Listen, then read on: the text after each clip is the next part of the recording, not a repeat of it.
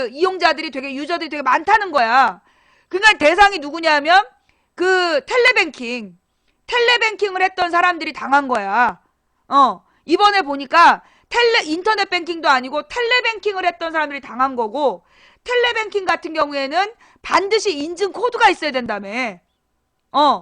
이게 그냥 일반인이 당한 게, 일반 통장이 당한 게 아니라 텔레뱅킹을 이용했던 사람들만 당한 거래요. 망부를 먹고 싶다. 아니 네가 나를 왜 먹어? 사람이 사람 먹으면 사람이 사람을 먹으면 그거 광우병 걸려. 그리고 내가 보기에는 근육질로 보이지만 아직 지방이 많아. 요즘에 이 사이버 식인종들이 말이에요, 여전히 막 돌아다니고 있어서 참 걱정이에요. 사람이 사람 먹으면 광우병 걸려 새끼야. 진짜 웃기고 앉아있어. 농협 이야기. 그러면서 지금 이제 이 농협의 텔레뱅킹을 이용했던 사람들이 엄청난 피해를 보고 있는데, 경찰도 방법을 모르겠다. 농협도 우리는 모르는 일이다. 모르쇠로 지금 통일을 하고 있다는 거야. 내가 엊그저께 그 얘기를 했잖아. 이건 우리나라의 법의 문제다. 외국에서는 이렇게 똑같은 일이 발생하면 전액 은행이 보장한다는 거야. 전액을 은행에서 채워 넣는다는 거야. 이게 이제 해킹을 당한 거잖아요. 이건 은행의 안전 시스템의 문제인 거야. 이게 이 사람의 문제가 아니라 은행의 안전 시스템의 문제라고. 그러면 이건 다른 나라에서는 이런 사고가 발생하면 그러니까 은행이 도둑 맞은 거랑 똑같고, 은행 강도가 들어와서 훔쳐간 거랑 똑같다고 보고 그걸 은행에서 그 피해를 다 보상해 준다는 거예요. 그런데 이 지금 농협은 그냥 배째라 이러고 있는 거 아니야. 지금 농협이 배째라 그러고 있어서 문제는 문제야. 그래서 지금 막 그 많은 라디오 프로들이 농협의 경영 방식의 문제다. 우리나라에서 가장 많은 사람이 쓰는 통장이 어딘지 알아요? 국민 중에 가장 많은 사람이 사용하는 통장이 농협이래. 왜? 시골 사람들은 다 농협을 써요. 국민을 제일 많이 쓰는 줄 알았어 나도. 아니래요. 우리나라에서 가장 많은 고객 수를 확보한 게 농협이래. 왜냐하면 그 도시만 쓰는 게 아니라 전국에서 농협을 주로 쓰기 때문에. 왜냐하면 시골은 다 농협밖에 없잖아. 뭐 수협이 있다 하더라도 수협은 뭐 이렇게 바닷가 쪽은 수협이 있어도 보통은 다 농협이란 말이야. 그래서 농민들은 전부 농협을 쓰기 때문에, 그래서 농협이요, 그 전국에서 가장 많은 그 가입자를 갖고 있다는 거야. 국회도 가면 농협이야. 나는 국회에 가보고 되게 놀랬어. 나는 국회에서 당연히 무슨 뭐 국민은행이라든가 뭐 우리은행, 하나은행이 메인 은행일 줄 알았는데, 국회에서 제일 많은 통장이 농협이야. 국회의원들이. 왜 그런가 했더니 지방에서 국회의원 하는 사람들은 다 농협 통장으로 돈을 거래를 하더라고. 그래서 농협이 국회 메인 은행이야. 그래서 시골이 지역구인 사람들. 그래서 이제 이 농협이 가장 그 이용자가 많은, 고객이 가장 많은 은행이라는 거예요. 그런데 여기서 한 가지 신기한 건 뭐냐? 우리나라의 즉 국민은행, 우리나라 은행일까요? 우리은행, 우리나라 은행일까요? 하나은행, 우리나라 은행일까요? 지금 농협을 제외한 나머지 은행들은 다 외국 자본으로 넘어갔다는 거야. 지금 우리나라에 국민, 우리, 하나, 이게 제일 큰 은행 3개잖아. 농협을 제외한. 이런 은행들은 이미 외국 자본에 의해서 전부 다 넘어갔다는 거야. 신한도 뭐 외국 자본이고. 우리나라에서 지금 농협을 제외하고 외국 자본이 다 같지 않은 은행이 없다는 거야. 기업도 이번에 넘어간다는 것 같은데? 기업도 외국 은행이래. 예. 그러니까 뭐냐 하면 지난 IMF 당시에 우리나라의 우수 은행들이 다 주권을 뺏긴 거야. 경제 주권을. 그래서 그 지분이 전부 외국으로 넘어간 거야. 그래서 자 여러분, 이번에 이 농협 사건은 이제 이건 증권가에서 떠도는 얘기야. 그러니까 내가 이렇게 증권가에서 이렇게 주식한 사람들이 많다 보니까 그러니까 주변에 그런 사람들한테 들어오는 이야기인데, 지금 증권가에서 돌고 있는 이야기는 이거 뭔가 농협의 그 경영권하고 관계돼 있는 거 아니냐, 이번 사건이. 그래서 되게 농협이 굉장히 경영을 잘못하고 있다, 뭐 농협이 해킹 사건에 대해서 대처를 잘못하고 있다, 이런 비판이 쏟아지는데, 사실 개인정보는 모든 은행이 다 털렸거든요. 개인정보는 모든 은행이 다 털렸어. 그런데 농협만 이번에 이번 사건이 터졌고, 그리고 모든 사람들이 다른 은행의 개인정보 관리 허술 문제는 이야기하지 않으면서, 정상적이라면 생각해봐. 우리 논리적으로 한번 생각해보자고. 정말로 이번 농협 문제, 이게 농협이 작년인가 전부 다 개인정보가 털렸잖아, 작년 재작년에. 근데 이게 농협만 털린 게 아니라 국민은행과 나머지 은행도 다 털렸단 말이야. 우리나라 주요 은행이 다 털렸어. 자, 그렇다면 지금 농협에서 이런 문제가 터졌으면 다른 은행에도 터질 수 있는 문제잖아? 그러면 지금 정상적인 정치평론가들이라면, 혹은 문제 전문가들이라면, 다른 은행에서도 같은 문제가 발생할 수 있으니 대체 법안을 만들어야 된다. 즉, 은행이 이걸 책임질 수 있는 그런 구조를 만들어야 된다라고 주장해야 되는데, 모두가 한결같이 농협이 경영에 문제가 있다는 얘기만 하고 있어. 물론 농협의 경영에 문제는 있어요. 농협이라는 조직이 만들어지고 운영되는 방식이 이게 매우 야만적이고 굉장히 구태 경영을 해. 그래서 막 적자가 심하고 문제가 많아. 그건 알겠는데, 그 증권가에서 소스를 주는 사람들의 주장은 그거야. 그러면 이번 문제가 정말 농협의 경영만의 문제라고 이야기할 거는 아니라는 거지. 이건 해킹이 문제라는 거지. 문제 원인은 해킹이었고, 이 해킹은 모든 은행이 다 당했고, 그러면 농협이 이런 문제를 당했다면 다른 은행들도 당할 수 있는 문제다. 그러면 이 법안에서, 법을 만들면서, 그러니까 법안으로 이런 제2, 제3의 같은 피해가 생기지 않도록 법안을 만들자라는 운동이 나와야 정상인데, 그렇다기보다는 농협의 경영권에 포인트가 맞춰져 있는 게 좀 수상하다 라는 뭐 증권가의 이야기가 있더라, 이런 거죠.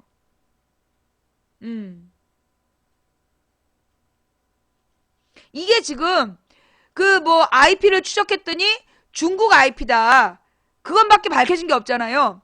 근데 한때 이걸 가지고 또 이제 뭐 중국 길림성에서 IP가 발견됐다는 거야. 중국의 길림성에서 IP가 발견이 됐다. 그러면서 이게 간첩설로 막 또 그 쓰려고 했던 애들이 있더만. 초기에 막 길림성은 북한의 간첩들이 주로 활동하는 무대. 그러면서 이게 이번 농협 사태 북한이 그랬다, 뭐 이런 주장을 몇 명이 또 했더라고. IP를 추적했더니 길림성이고, 그 길림성은 북한의 간첩들이 많이 활동하는 곳이고, 그러니까 이번 농협은 북한이 그랬다 이러면서 누가 또 이렇게 쓰다가 그냥 초반에 묻혔더라고. 근데 내가 길림을 가봤잖아. 길림. 여러분 혹시 옛날에 그 어려서 본 발해 지도 기억나요? 발해 지도. 발해 지도를 보면, 고구려 지도. 고구려의 광개토 대왕이 차지했던 땅. 그래갖고 사실 이게 한반도보다 더 위쪽으로 큰 땅을 차지했잖아. 기억나지? 굉장히 큰 땅. 그 땅만한 게 길림성이야. 그 길림성이 이렇게 뭐, 우리 이렇게 뭐, 우리 도처럼 조그맣고 그런 게 아니야. 소위 우리가 간도 만주라고 불렀던 거기가 지금 길림성이라고. 러시아 국경까지 넓은, 그게 다 길림성이야. 그래서 길림성이 굉장히 커. 그런데 그걸 갖다가 북한이 주로 활동했던 곳이다. 거기 조선족이 많이 살아요. 내가 거길 갔다 왔잖아. 거길 2010년인가 9년인가 갔다 왔는데, 그 지역에는 가면 간판도 다 한글이야. 거기 조선족이 되게 많이, 넓은 땅에 조선족이 많이 살고 있고, 거기 그 마을마다 가서 보면 무슨 상가 같은 데 다 한글로 간판 써놨어. 예. 그러니까 길림성이, 그러니까 성이라는 게 도시 하나가 아니라고. 사천성. 그러면 엄청 넓어. 그리고 북경 되게 작아 보이지? 북경도 어마어마하게 넓어. 이렇게 그 작은 성만 북경이라고 안 하고, 북경에 4개 구가 있는데, 그 구가 어마어마해. 중국이 땅이 넓어서. 물론 미국보다는 안 넓지만, 하여튼 중국도 넓어요. 그러니까 길림성 간첩 사건.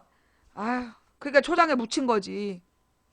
근데 좌우지간, 이번 농협 사건이요. 처음에는 이제 막 그 피해자의 실수로 몰아갔어. 피해자의 실수로 몰아갔는데, 이게 인터넷 뱅킹이면 비밀번호가 노출됐다면 누구 다 가져갈 수 있다고 처음에 얘기했다? 근데 알고 보니까 이 사람은 인터넷 뱅킹은 안 하고 텔레뱅킹만 했던 사람이야. 근데 문제는 뭐냐면 텔레뱅킹은 반드시 보안 코드가 필요해. 이 사람이 보안 코드를 누군가에게 넘겨주지 않았다면 불가능하다는 거야. 그래갖고 그러면 누군가 직접 이 사람의 주민등록 번호를 가지고 보안 카드를 누군가가 재발급 받았다면 가능한 범죄다. 그런데 그런 기록이 없대. 보안 카드를 재발급 받았다는 기록도 없다는 거야. 이 농협 이번 사건이 미스테리로 빠지고 있는데, 지금 농협은 사건의 진상을 밝히지 않고 그냥 사건 종결하자고 그러고 있어. 돈은 어떡할 거냐고. 피해자는 어떡할 거냐고. 이렇게 지금 은행이 잘못해서 그 가입자의 개인정보가 마구마구 유출돼서 제2, 제3의 이런 사태가 생길 수 있는 거예요. 국민은행, 나는 국민은행하고 이제 우리은행, 하나은행, 3가지 은행 거래하고 있는데, 그거 다 털린 거 아니야. 거기에서 개인정보 유출 다 됐는데, 제2, 제3의 이런 사건이 터졌을 때, 또 농협처럼 배째라 그러면 어떡할 거냐고. 이건 그냥 우리가 넘어갈 문제가 아니에요. 도대체 왜 우리나라는 저축은행 사건 때도 그렇고, 은행이 잘못해서 경영에 문제를 일으키고 그래서 문제가 터지면 왜 그 피해를 소비자가 다 지냔 말이야. 왜 고객이 다 책임을 져야 되냐고. 세계에 이런 나라가 우리나라밖에 없대. 은행에서 사고가 났는데 그 책임을 온전히 그 고객이 다 지는 나라는 우리나라밖에 없대. OECD 중에.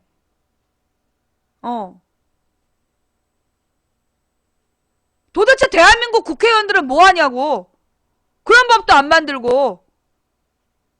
아니, 그렇게 국민들을 보호한다는 둥, 아니 국민한테 세금을 뜯어갈 생각만 하지 말고 대한민국 정부는 그런 보호법부터 만들어. 우리가 세금을 내고 싶어도 그렇게 돈을 다 털리고 나면 무슨 돈으로 세금을 내냐고.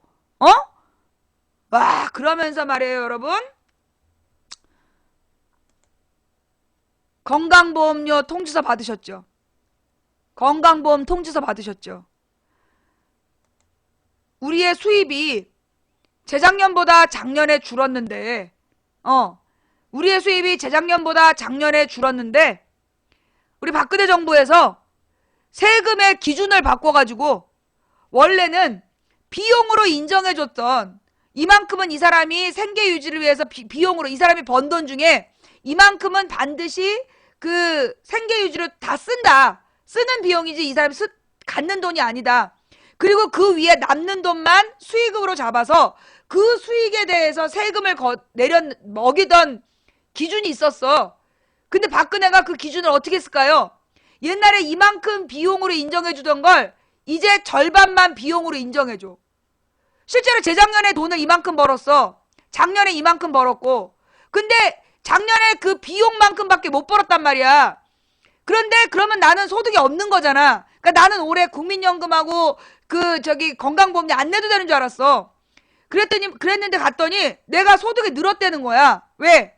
옛날에는 재작년까지는 이만큼 중에 여기를 비용으로 빼줬는데, 그리고 요만큼만 수입으로 잡았는데, 지금은 이만큼이 없이 내가 돈을 요만큼밖에 못 벌었지만 비용을 절반밖에 인정을 안 해주기 때문에 이만큼이 소득으로 잡힌다는 거야. 실소득은 줄었는데 나의 법적 소득은 늘은 걸로 돼 있대.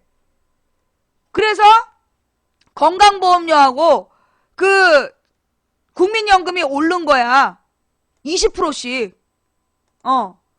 국민연금하고 건강보험료가 20%씩 올랐어, 나는. 그랬더니 막 어떤 사람도 막 기가 막혀 하면서 자기 소득이 줄었는데 건강보험료 올랐다고 막 열불 내면서 나한테 사진을 보냈더라고요. 아니, 소득이 줄었는데 어떻게 세금을 더 걷냐고. 미친 것들 아니야. 소득세는 얼마 안 걷어. 여러분, 소득세는 얼마 안 돼요. 소득세는 얼마 안 되는데 뭐가 문제냐? 그 건강보험료하고 국민연금이 문제라니까. 건강보험료하고 국민연금이 계속 올라가는데 사실 세금보다 그거 두 개 더 많이 내잖아. 소득세보다 그걸 더 많이 내요. 국민연금하고 건강보험이 소득세보다 훨씬 더 많이 낸단 말이야. 한 달 수입 중에. 근데 그게 더 올랐다고. 세금이 올랐다고. 실소득이 줄었는데 미친 거 아니냐고. 소득은 그대로인데 올랐으면 그래도 다행이네. 소득이 줄었는데도 올랐다니까요. 미친 거지. 목소리가 너무 크죠? 빨리 도망가세요. 지금 안 나가면 못 나가요. 예. 아니, 우리한테 국민연금 건강보험을 그렇게 뜯어가려면, 그렇게 세금을 뜯어가려면 우리의 통장을 지켜줘야 될 거 아니야. 도대체 대한민국 정부는 뭐 하고 있냐고. 어?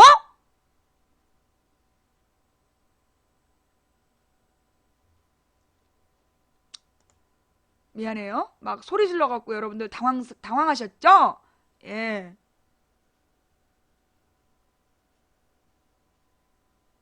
추천하세요. 아직까지 추천 그 얘기였구나. 예. 그, 아직까지 추천 안 하신 분들 누구실까? 불타는 텐민이 안 했다고 잔소리하는 거였구나. 이거 지금요, 솔직히 얘기해서 이 농협 사태, 이거 농협만 문제 아니에요? 그 모든 은행에 주민번호, 통장번호, 통장 비밀번호까지 다 털렸어. 국민카드는 국민카드, 카드번호, 카드 비밀번호, 주민번호 다 털렸어. 심지어 정부에서 국민 주민번호랑 개인정보를 돈 받고 팔기까지 했어. 그래놓고 우리 세금으로 뭐 한대요?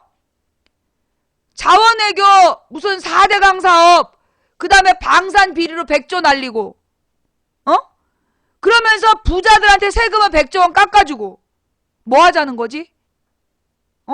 우리 국민이 지금 너무 착하게 굴었어. 우리 국민이 지금 너무 착해가지고 너무너무 착해서 쟤네들이 우리를 얕보는 거야 지금. 4대강으로요 1년에 쓰레기 청소비만 5천억이 들어가. 5천억 이상이. 그 4대강을 겨울에 막 공구리를 친 거야. 콘크리트를. 공구리 치다. 이게 이제 이 공사장 전문 용어잖아. 그 공구리가 뭐냐, 콘크리트 이 타설하는 걸 얘기하는 건데, 원래 이 콘크리트는 반드시 물이 들어가요. 물이 들어가는데 이 물이 그래서 겨울에는 공사를 안 해. 건설 노동자들이 겨울에 그 굽는 이유가 뭐냐면 콘크리트 타설을 겨울엔 안 해.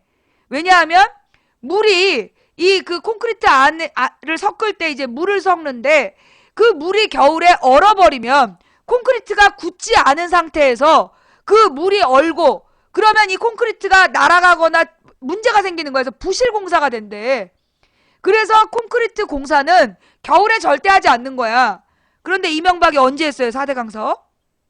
겨울에 했잖아. 겨울 밤에. 겨울에 그것도 24시간 동안 계속 했잖아. 그래서 문제가 뭐냐면 이 4대강 사업이 뭐야? 멀쩡한 강에다가 막 그 댐 비슷하게 볼을 열 몇 개 만든 거야. 그 열 몇 개를 다 시멘트로 만든 거야. 근데 이게 만들어 놓은 다음부터 이게 금이 가는 이유가 뭐야? 금이 가고 막 물이 실실 새고 있어 지금. 그래서 그걸 또 막 그걸 메꾸는 비용이 들어간다니까 지금. 그러면서 보 때문에 물이 안 흘러서 큰빛 이씨벌레가 그 저기 썩은 방구 냄새를 피면서 그 지금 그 여름 내내 자라났고, 그 다음에 그 이 물을 가둬놓은 보는 이 금 때문에 물이 막 새고 있는 거야. 그리고 새굴 현상이라 해갖고 그 이씨벌레, 이끼벌레, 큰빛 이끼벌레, 미안해요. 이끼벌레, 큰빛 이끼벌레, 근데 그걸 누가 그림으로 그리면서 이명박을 가지고 큰빚 20원래 국민의 세금을 뺏어먹는 큰빚 20원래 그랬잖아. 우리가 자꾸만 습관적으로 20원래 그러는데 좌우지간 큰빚 입기벌레만의 문제가 아니라는 거야. 무슨 문제냐? 이 이 시멘트로 이제 보를 막아놨는데 이 보는 뭐냐? 물을 이제 못 흐르게 막은 거잖아. 그런데 물은 여러분 있잖아요. 이 물이라는 존재가 참 대단한 존재야. 물. 이 물이라는 존재가요. 이 물이라는 물질이 굉장히 대단한 존재라고. 물론 이 기체도 신비롭고 고체도 대단하지만 이 물이라는 이 물질은 굉장히 부드럽잖아. 부드럽고 자기의 형태를 유지하기도 힘들고 되게 연약해 보이잖아. 그리고 너무나 쉽게 썩고 너무나 쉽게 물들고 막 그러잖아. 그런데 이 물이라는 게 양이 많아지면 많아질수록 굉장히 무서운 존재가 되는 거야. 쓰나미를 일으키기도 하고, 그렇잖아요. 쓰나미를 일으키기도 하고, 이 물이라는 존재가 굉장히 연약하고 다 수용적이고 모든 걸 다 받아들이는 것처럼 보이지만, 그런데 이 물이라는 존재가 한번 성이 나면 굉장히 무섭단 말이야. 그래서 이 물은 어떻게 보면 인류의 역사를 만드는데 굉장히 중요한 역할을 했던 게 물이에요. 특히 강의 특징은 뭐냐 하면 흘러야 돼. 강을 흐르지 못하게 막으면 죽어. 사람이 죽게 돼 있어. 우리 전설에도 나오잖아. 을지문덕 장군이 수나라에서 쳐들어오니까 이 소가죽으로 물길을 막았다가 그 수나라 애들이 들어올 때 물길을 터트려가지고 수장시켰다. 그게 이제 그 역사학자들은 그게 아마도 거짓말이었을 거다. 뻥일 거다라고 봐요. 실제로 물을 소가죽으로 막는다는 건 불가능하니까 그게 이제 아무래도 거짓말 아니겠냐 이렇게 얘기를 해 학자들은. 근데 어쨌거나 강은 흘러야 되는 거야. 강은 흐르고자 하는 생리를 갖고 있다고. 강은 살아있어요. 강은 생물이란 얘기가 있어. 강은 살아있다는 거야. 왜냐하면 이 강이 흐르는 것은 우주의 원리랑 같은 거야. 우리 우주의 원리까지 가자고. 지구의 원리. 높은 곳에서 공을 떨어뜨리면 어때요? 아래로 떨어지잖아요. 그게 우리가 이걸 만유 인력의 법칙이라 하잖아. 지구의 중심을 향해서 이 공이 떨어지는 것처럼 물은 반드시 흘러야 되는 그런 기질이 있는 거야. 특히 강은. 자연의 구조상 강은 흘러야 되는 거야. 그런데 그 흐르는 강을 막는다는 건 바로 이 지구의 이 만유 인력의 법칙에 어긋나는 것이고, 그리고 강의 생명력을 거스르는 짓이야. 물리적으로 문제 있는 행동인 거지. 그래서 그렇게 하면 반드시 사고가 터지는 거야. 그래갖고 어떤 일이 벌어지냐. 그렇게 대충 이제 공사를 해놨잖아. 그래갖고 이 강이 어떻게 했냐. 댐 밑을 뚫었대요. 강물이 댐 밑을 뚫은 거야. 그래가지고 댐 밑에 이 보 밑을 강물이 물기를 내가지고 급류를 내면서 흐르고 있다는 거야. 그래갖고 어떻게 됐다? 이 급류를 내고 흐르면서 물길이 점점 나고 있다는 거지. 결국 자연으로 돌아가기 위한. 근데 그러면서 이 댐은 점점점 부실해지는 거고, 좌우지간 그 댐을 유지하기 위해서, 그 구멍을 막기 위해서, 자연에 거스르기 위해서 계속 돈을 쏟아붓고 있다는 거야. 지금 정부에서 현재 1년에 5천억 계속 이 돈이 늘어나고 있다는 거지. 앞으로 얼만큼 늘어나야 될지 모르는 돈을 그렇게 쓰고 있다고. 이 4대강 문제, 4대강 1년에 5천억이 들어가고 있는데 더 들 것 같아. 실제로는 더 드는데 5천억이라고 발표한 것 같아요. 그 다음에 지금까지 1년에 5천억이 들어간다고. 4대강 지금 뒤처리 비용이. 그게 더 늘어난다고 지금. 여러분 청계천 있잖아요. 청계천이 이명박 때 만들었잖아. 청계천이 이명박 때 만들고 나서 첫 해에 72억인가 들었대. 그런데 그게 점점점 늘어나갖고 100억이 넘게 들어가는 거야. 뭘로 들어가느냐?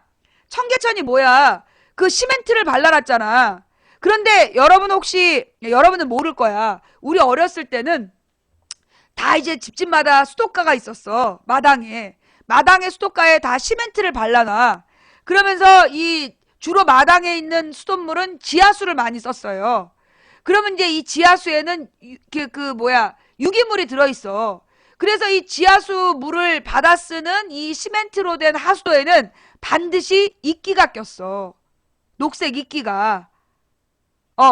그래갖고 이제 녹색 이끼가 늘 이 시멘트 하수도에는 끼었었어요. 기억나죠? 청계천이 그런 거야. 청계천이 시멘트로 쫙 발라놔가지고 거기 녹색 이끼가 계속 끼는데 그 녹색 이끼가 많이 자라면 시궁창 냄새를 내. 그 녹색 이끼가 많아지면 시궁창 냄새를 낸다고. 악취의 원인이 되는 거야. 그래갖고 그 녹색 이끼 긁어내는 비용 그걸로 돈을 그렇게 쓰고 있대잖아. 그 다음에 원래 이 청계천 옆에 보면 청계천의 시멘트 절벽 위에 얇게 화단을 만들었어. 근데 그리고 전부 다 돌로 막아버렸잖아. 근데 비가 오면 원래 비는 땅속으로 흘러 들어가기 위해 필요한 만큼 비가 오는 거야. 그런데 그 흘러 들어갈 땅이 없으니까 요 좁은 틈에 그 좁은 틈으로 물이 막 들어간 거야. 그래서 물이 들어가면 흙의 부피가 늘어나. 그래서 이 시멘트 벽을 밀고 나오는 거야, 흙이. 물 먹은 흙이. 그래서 금이 가는 거야. 그래서 청계천에 그 금 지우고 그 다음에 이끼 씻어내는 비용으로 1년에 100억이 든대잖아. 1년에 100억. 근데 청계천이 몇 킬로? 청계천이 몇 킬로? 딱 6킬로. 6킬로가 100억이 들어. 처음에는 100억이 안 들었어. 뭐 68억인가 70억인가 들었는데 점점점 해가 갈수록 늘어나서 100억까지 들어가서 120억까지 늘었다는 얘기 들은 것 같아. 응? 그런데 1년에 100억이 든다고 청계천 6km 관리 비용이 4대강 사업 몇 킬로 했을까? 4대강 사업은 몇 킬로 했을까요? 예. 600km 했어. 600km. 예. 4대강 600km. 자, 그럼 이 600km. 자, 그러면 6km에 100억. 그러면 600km면 얼마? 예, 딱 답 나오죠? 내가 그거 1조 원 정도 들 거라 그럴 때 다 거짓말이라 그랬잖아. 벌써 5천억 들어가고 있다니까? 지금 벌써 5천억이 들어간다는 얘기는 저 줄여서 얘기한 걸 거라고. 앞으로 계속 늘어날 거라고. 조 단위의 돈이 저 미친 4대강 사업 때문에 들어간다니까? 그러면서 이 물을 6m까지 땅을 강바닥을 파내고서 물을 모아놨잖아. 수가 심한 거야. 그래서 원래 강 옆은 농사가 잘 돼야 되는데 지금 침수 현상이 나타나고 농작물이 잘 안 자라. 농작물이 지금 잘 안 자라고 주변 자연환경이 막 망가지고 있는 거야. 그리고 이게 이 땅에 모래를 채워야 된다는 이 땅의 흐름이, 땅의 이 원리가 상류로부터 흙을 다 몰아가지고 갖고 깎아서 내려가는 거야. 그래서 여러분 옛날 놀러 갔던 개천 같은 데 한번 가보세요. 개울가. 어려서 놀러 가던 개울가 한번 가봐. 요즘에 개울가에 물이 없어. 개울가에 물이 없고 그 개울가가 옛날에는 참 물이 찰랑찰랑하고 예쁘고 아름다웠던 데가 막 푹푹 파여 있어. 비가 한 번 오면 푹 파갖고 내려가는 거야. 그 모래를 채우려고. 혹시 자주 가던 개울가, 여름에 개울로 많이 놀러 갔었잖아, 옛날에. 근데 몇 년 전하고 달리 개울가가 말라 있는 거 보신 분 손. 그러니까 지금으로부터 5년 전 이전의 개울가와 5년이 지난 지금의 모습이 많이 달라져 있다는 걸 실제로 느끼신 분 손. 그치? 나도 기절한 줄 알았다니까? 아니, 내가 작년 여름에 중부 내륙에 하천을 타고 쭉 답사를 했어. 우리 언니가 지리 선생이라 중부 내륙의 하천변을 통과를 하면서 물가가 괜찮으면 우리 물놀이 하자 이러면서 쭉 훑어서 내려갔거든? 대부분의 개울이 말라 있었어요. 대부분의 지천, 대부분의 개울이 말라 있었어. 이거 뭐 때문이야? 이거 4대강 때문에 이 물의 기운이, 그러니까 물의 흐름이 비정상이 되면서 심각한 가뭄도 있었고, 이게 원래 이 땅에 물기가 맞아야 그 땅에 물이 그 하늘로 올라가야 비가 되고 이러는 거잖아. 그런데 땅에 이 물의 흐름을 가로막아 놓으니까, 가뭄도 오고, 그리고 있는 물이 전부 다 급격하게 4대강으로 흘러가 버리는 거야. 고도가 깊어지면서, 그러니까 뭐라 그러나, 유속이 빨라지면서 상류에 원래는 물이 이렇게 완만한 그 강바닥이었다면 물이 여기 찰랑찰랑 차 있어야지 정상에 여기까지. 자, 봐봐. 그림으로 그려보자면 이렇게 되어 있다면 물이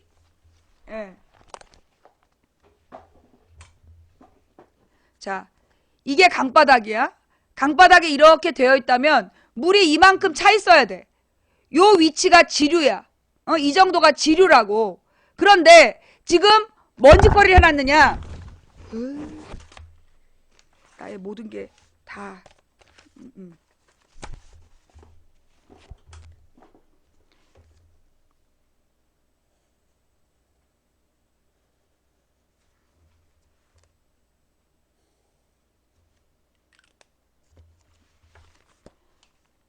이렇게 강바닥을 깊이 파버린 거야. 그러니까 물이 어디로? 일이 다 내려가 버린 거야. 그래서 여기 지류 부분이 마른 거예요. 이해가 되지? 응? 이 그림만 봐도 이게 강바닥이었어. 이럴 때는 물이 이만큼 여기까지 지류까지 차 있었다고. 그런데 이 4대강 사업으로 모래를 싹 걷어내니까 물이 전부 다 밑으로 내려가면서 이 중상류는 말라버리는 현상이 나타났다는 거야. 이게 왜 이런 문제가 됐는지 이해가 되지? 이게 지금 4대강 문제야. 그래서 사실은 중상류가 자연물을 키우고 그런 모든 일을 하는 곳인데 거기가 지금 말라 들어가고 있다니까요. 그래서 지금 생태계 파괴가 이래서 생기는 거야. 나 이 그림 설명 진짜 잘한 것 같아. 그지? 응? 그림 설명 너무 잘했지 나. 와. 도대체 이건 다 뭘까? 이걸 한번 중요하다고 다 여기다 계속 한 번도 안 봐가지고. 지금 물고기도 사라지고, 물고기도 사라지고, 그 물고기가 사라지고 자연 생태가 파괴되면서 사실은요, 자연 생태가 파괴되면 그 다음에 희생자가 누구야? 자연 상태가 파괴되면 다음 희생자는 인간이에요. 자연 상태가 그 파괴가 되면 그 다음에 희생자는 인간이야. 바다 환경도 지금 나빠지고 있죠. 무엇보다 물이 지금 썩어가고 있는 거 아니야. 강은 흘러야 되는데. 자, 그 이야기까지 했고요. 자, 다음 이야기로 넘어갈게요. 노래 한 곡 듣고. 내가 목을 너무 많이 써서.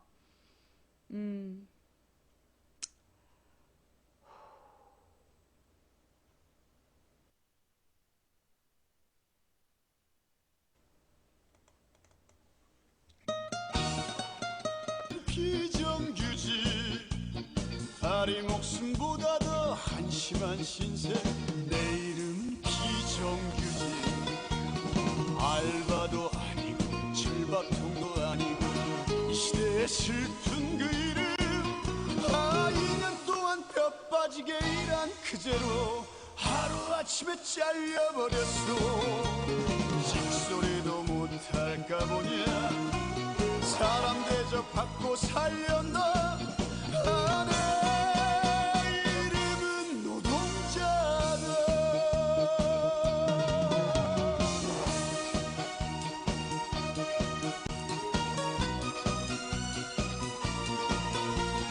안치환의 내 이름은 비정규직 듣고 계십니다.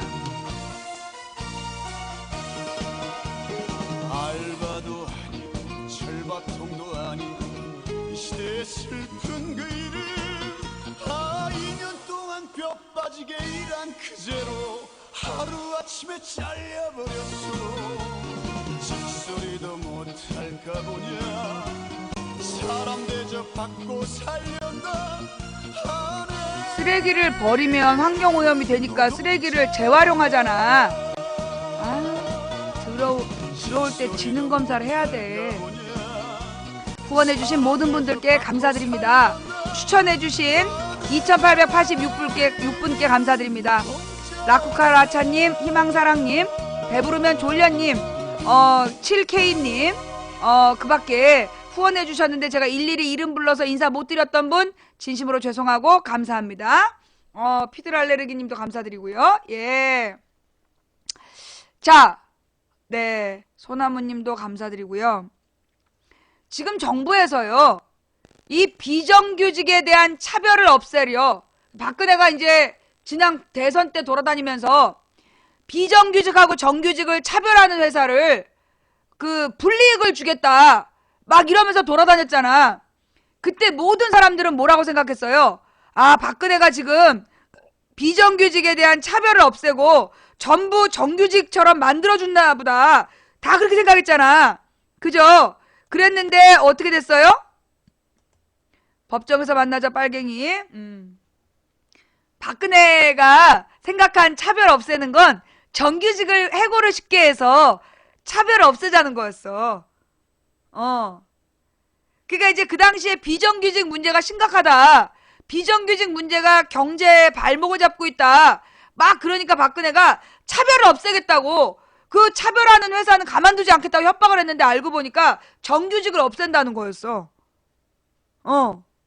정규직의 해고를 쉽게 하는 게 그게 박근혜식 해법이었던 거야. 그러면서 정규직에 대한 과잉 보호 막 그러면서 60세까지 정년 막 심각하다고 막 얘기하잖아요. 그죠? 그런데 박근혜 재작년 공약에 그게 있었지만 60세 공약을 지키는 나라를 만들겠다고. 그러면 박근혜하고 최경환하고 둘 중에 누가 거짓말한 거냐? 박근혜는 국민들한테 공약으로 60세 정년 보장이 되는 사회가 돼야 된다 그랬었잖아. 그런데 지금 최경환이가 60세까지 명예퇴직을 안 하고 있는 건 기업에 부담을 준다는 거야. 뭐 하는 짓거리지?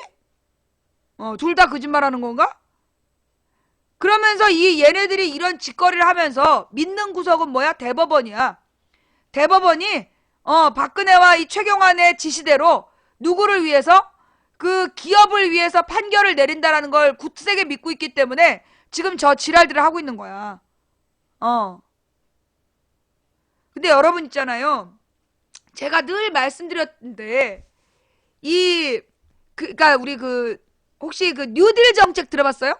이명박이 4대강을 하면서 MB식 뉴딜이라 그랬잖아. 기억나? 그러면서 4대강 사업으로 43만 개의 일자리가 생길 거고 경제 효과가 수백조라고 얘기했어요. 씨발. 그죠? 그럼 뉴딜이라는 게 뭔지를 알아야 돼. 뉴딜이라는 게 뭔지를 알아야 돼요. 예. 무슨 얘기냐 하면 원래 이제 우리 세계의 경제 흐름이 옛날에 구석기 때는 사람이 별로 없었잖아. 별로 없는 사람이 돌아다니면서 동물을 하나 잡으면 먹고 아니면 굶고 그러고 다니다가 이 자연환경이 이렇게 좀 따뜻한 데 가서 과일이라든가 열매를 따먹는, 그때를 뭐라 그래? 구석기 수렵 채집 활동이라 그러잖아. 수렵 채집 경제였어. 주워먹고 따먹고 잡아먹는 시대. 그러다가 이거는 굉장히 안정적인 생활이 안 됐어. 그러다가 어떤 사람이 뭘 발견했어요? 두 가지를 발견해. 뭐하고 뭐? 농업과 목축을 발견하는 거야. 그러니까 동물을 잡아서 그냥 확 잡아먹어버리는 게 아니라 키워서 새끼를 낳으면 새끼를 잡아먹으면 된다는 걸 알게 된 거지. 그래서 목축이 발생하고, 그 다음에 계속 돌아다니면서 따먹는 것보다 일정한 기간 동안 여기를 차지하고 여기서 작물을 키워 먹는 거, 그게 효과적이라는 걸 발견하기 시작한 거야. 그걸 뭐라고 불러요? 유명한 말로 뭐라고 불러? 신석기 혁명이라고 부르잖아. 그래서 그게 신석기 때 발견된 게 농업과 목축이야. 그래서 이 신석기 혁명으로 엄청난 변화가 생겨요. 뭔 변화가 생기냐?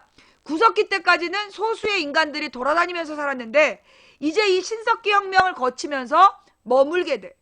머물게 되면서 뭐가 땅에 대한 관심이 생긴 거야.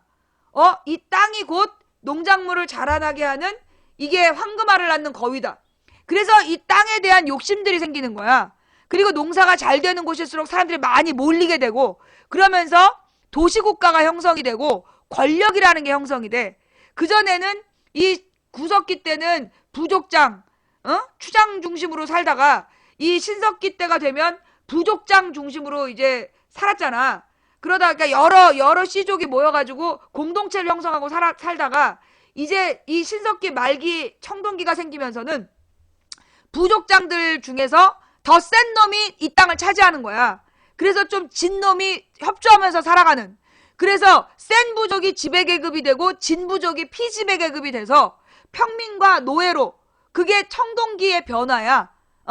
그래서 청동기가 되면 지배자가 생기고 그 다음에 그 귀족이 생기고 그 다음에 그 밑에 노예가 생기는 그래서 계급사회가 만들어지는 게 청동기죠. 그러면서 이제 이 청동기의 중요한 점은 뭐냐면 집단 노동이라는 게 만들어진다는 거야. 그리고 이제 이 청동기 때 많은 농산물이 나와서 이 집단 노동을 하니까 조직적으로 그리고 원래 물이 안 가던 곳까지 물을 막 끌어내. 그걸 관계사업이라 그러잖아. 물길을 막 내가지고 물을 막 공급을 해가지고 척박한 땅에서까지 농작물을 일구게 되는 거야. 그래서 농산물이 많이 늘어나게 돼요. 그래서 이 늘어난 농산물을 누가 대빵과 지배계급이 먹고 이 피지배계급은 그걸 뺏기고 그런 게 이제 구조화되는 게 청동기 시대. 그러다가 이 청동기 도시국가들마다 그래서 화려한 문명을 막 만들어가고 있었는데 이때 누가 이 청동기만 갖고 될 일이 아니다. 그래서 뭘 만들어요? 철제 농기구, 철제 무기를 만들죠. 그래갖고 이 청동검이나 청동거울은 사실은 굉장히 약해. 그래서 이건 그냥 장신구야. 그런데 철제 무기하고 철제 농기구가 생긴 다음부터는 달라지는 거야. 왜냐면 청동기로는 농기구를 못했어요. 약해서. 그래서 청동기 시대까지만 해도 나무, 목재 농기구를 썼는데 그 목재 농기구의 가장 큰 예가 쟁기잖아. 그런 게 있었던 거야. 근데 철기 시대가 되면서 철제 농기구가 생기는 거야. 뭐 삽, 쇠스랑, 뭐 이런 거, 낫, 이런 거, 도끼. 철제 농기구가 생기면서 철제 무기가 생긴 거고 이 철제 무기를 가진 자들이 정복 전쟁을 하게 되죠. 이게 이제 철기 중앙 집권 국가가 형성되는 모습이야. 그 아시아의 역사예요. 유럽 아니고 아시아의 역사야. 그렇게 해서 국가라는 게 형성이 되는 거야. 그러면서 국가가 만들어져서 아시아가 이제 쭉 역사를 가져가는데 그러면서 고대 중앙 집권 국가가 만들어지면 그때부터를 고대사회라고 불러. 그러니까 청동기부터 고대사회라고 부르고 그 청동기 이전에 구석기, 신석기를 뭐라 그래? 고대사회 이전이라 그래서 먼저 앞선 선자. 그래서 선사시대라고 부르는 거야. 구석기, 신석기를 선사시대. 역사 기록이 없는 시대. 그 청동기 때부터 문자로 이거 몇 개, 내 거 이렇게 적기 시작했다는 거야. 그래서 문자 기록이 생긴 다음부터를 역사시대라고 부르고 역사시대는 그 청동기 철기부터 고대, 그 다음에 중세, 그 다음에 근대, 현대 이렇게 발전해 온다는 말이에요. 그래서 구석기하고 신석기는 이때는 계급이 없는 사회였기 때문에 여기를 뭐라고 부르냐 원시공산제라고 불러요. 원시공산제. 이때는 아주 긴 기간 구석기 200만 년, 신석기 10,000년 동안 원시공산제라 해서 다 같이 나눠 먹는 시대였다. 그런데 청동기가 되면서부터 어렵지. 미안해. 어려운 얘기 해가지고 씨발거리기해서 미안해. 꺼져. 그래가지고 이 청동기 때부터 청동기 철기 시대가 생긴 다음부터 이때부터 이제 도구의 역사는 철기 이후에 막 이제 발전을 하는 거죠. 그러면서 이제 고대 국가가 만들어지고 고대가 지나서 한 6세기경부터를 중세라고 불러. 그러면 고대하고 중세의 차이는 뭐냐? 고대는 국가가 막 생기기 시작한 시점이야. 그러다가 중세가 되면 국가의 그 중앙 집권 능력이 약화되고 주로 이제 이 땅을 중심으로 한 예속 관계가 만들어지면서 땅에 대한 가령 우리가 수조권이라고 우리 동양에서는 수조권을 얘기하잖아. 조세를 거둘 수 있는 권리. 이 유럽에서는 그러니까 저기 저 서양에서는 봉건제도라 그래갖고 영주가 그 땅을 지배할 수 있는 권리, 지역 땅을 쪼개서 각각 나눠서 지배하는 형태로 만들어지는 시대를 중세라고 불러. 그러다가 이제 근대가 되는 건 뭐냐면 이 근대의 기준이 중요한데, 근대가 되면 뭐가 생기는 거냐? 한마디로 이 대자본이 나타나서, 그러니까 상업자본이 나타나서 돈을 모으고 이 상업자본이 땅을 사들여. 그래서 자기가 원하는 상품 작물을 재배한다든가 이렇게 땅을 독점하기 시작을 해. 그러면서 이 농업 중심의 시대가 바뀌는 거예요. 상업 중심의 시대로. 그 다음에 이 사람들이 땅을 다 지배한 다음에 그 땅에서 또 뭘 만들어? 공장을 만들고, 처음에는 수공업자들을 모아서 물건을 만들게 하다가 나중에는 수공업자를 기계로 바꿔. 그래서 기계공업이 만들어지는 거야. 그게 산업혁명이죠. 예, 그게 산업혁명이야. 그래서 산업혁명 이후를 근대라 그래. 산업혁명 이후를 근대라 그러고, 그래서 이 근대 시대는 한마디로 이제 정치적, 그러면서 이제 이 산업혁명을 만드는 사람들이 누구냐면 소위 사장들인데, 이거 얘네들을 서양은 부르주아라고 불렀어. 우리나라는 이제 대상인이라고 부르고. 근데 이런 사람들이 그 돈을 가지고 권력을 사기 시작해. 돈을 가지고 권력에 참여하기 시작하는 거야. 그래서 이 사람들이 나에게도 세금 결정권을 달라. 그래서 일으킨 게 뭐? 시민혁명. 영국이나 프랑스의 시민혁명, 그래서 만들어진 거야. 돈을 가진 대상인들이 정치 권력을 요구한 거야. 원래 평민이었는데. 그러면서 영국, 미국, 프랑스의 이 시민혁명이 일어나고, 그래서 민주주의가 만들어지죠. 그 다음에 이 산업혁명을 통해서 자본주의가 만들어져. 그러면서 이제 귀족과 평민이 아니라 모두가 똑같은 투표권을 가진 평등사회가 만들어지는 거야. 그 다음에 마지막으로 이제 이 시대가 되면, 가령 중세 때까지는 어떤 신이 지배하고 미신을 섬기고 이랬다라면, 이때부터는 자연과학이 발달하면서 합리주의, 이성이 지배하는 시대가 되었다는 거야. 이성의 시대가 됐다는 거야. 그걸 근대라고 불러요. 그 다음에 이제 근대를 지나면 현대가 오는 거죠. 그러면 근대의 끝이 어디냐? 현대사회는 언제부터냐? 1, 2차 세계대전 이후를 현대라고 불러. 보통은 1, 2차 세계대전 이후를 이제 현대라고 부르고, 1, 2차 세계대전이 근대와 현대를 가르는 기준이 된 거죠. 근대적 지배구조가 끝나는, 그때를 이제 우리가 현대라고 부르는 거야. 이게 종북 세력이라고? 너 내가 종북 세력이라는 거 법정에 증거 갖고 와라. 법원에서 만나? 재미없어요? 끝낼까요? 아이, 그래. 괜히 이것도 해갖고 무식한 저기 벌레들 자극하는 것 같아. 이 무식한 벌레들이 막 못 알아들으니까 난폭해지고 있잖아. 그지? 계속해요? 계속해도 되겠어요? 예. 이 무식한 벌레들이 지금 굉장히 난폭해지면서 난동을 피우고 있어. 얼려버릴까? 냉동 벌레를 만들어버릴까? 냉동 벌레를 튀겨 먹어버릴까 보다. 네. 그래서 이게 이제 우리가 경제사 그러면 구석기, 신석기 시대의 원시 공산제도, 그 다음에 고대 사회에 정복전쟁으로 만들어진 노예제, 그러니까 이제 그 노예를 지배하던 시대, 그래서 노예제 사회, 고대 노예제 사회라고 불러요. 아까 그랬잖아. 이 청동기 때 그 부족끼리 전쟁해가지고 이긴 부족이 지배계급, 진 부족이 피지배계급이 돼서 얘네가 노예가 됐다.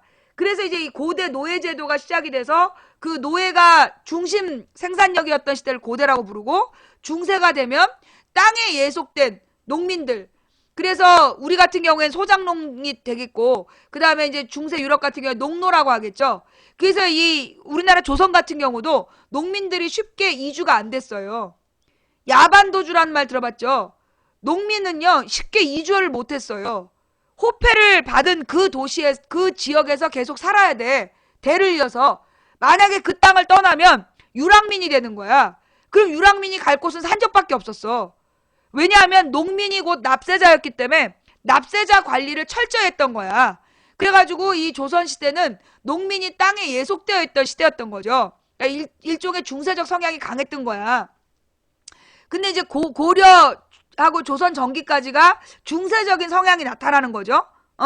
근데 우리는 다른 나라에는 없는 우리만의 시대가 있어. 근세. 조선 전기를 근세라고 불러. 조선 전기를 근세. 이거 국사 교과서에 나오는 거야, 씹새야. 어? 이게 좌점의 논리가 아니고, 그럼 대한민국 국사 교과서는 김일성이 썼냐? 아, 나 진짜, 씨. 아, 나 이 무식한 벌레들을 진짜 어디까지 내가 참아야 되니? 너의 무식을 어디까지 내가 참아줘야 되니?